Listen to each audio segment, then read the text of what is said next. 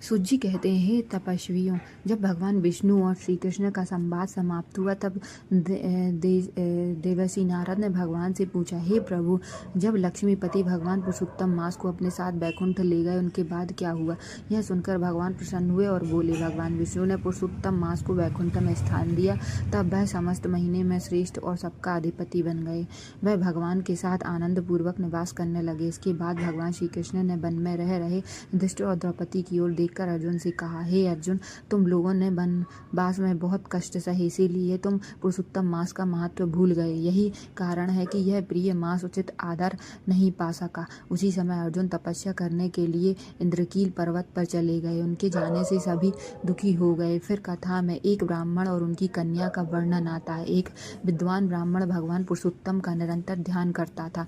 वह संसार की चिंताओं को त्याग कर श्रीहरि के सुंदर त्रिभंजन स्वरूप का स्मरण करता रहता था। वह प्रेम से प्रार्थना करता, हे श्री कृष्ण, हे गोविंद, हे मुरारी, हे राधापति, मैं आपकी वंदना करता हूँ। हे ऋषिकेश, मेरी रक्षा कीजिए। उसकी भक्ति से प्रसन्न होकर भगवान के पास आए और उस ब्राह्मण की आत्मा को दिव्य लोक ले गए। जब उनकी कन्या ने अपने पिता को मृत देखकर तब वह जोर जोर से रोने लगी। वह पिता के शरीर को गोद में रखकर विलाप करने लगी, हे पिता, अब मुझे किसके सहारे छोड़कर चले गए? मेरी रक्षा कौन करेगा? मेरा विवाह कौन कराएगा? भोजन और वस्त्र की चिंता अब कौन करेगा?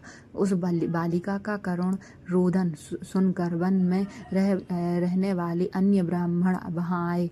उन्होंने भी दुख प्रकट किया। फिर सबने मिलकर उस ब्राह्मण का अंतिम संस्कार से इसके बाद वे सब उस बालिका को धैर्य देकर अपने अपने घर लौट गए। लेकिन वह कन्या अपने पिता के वियोग में उसी वन में अत्यंत दुखी होकर रहने लगी।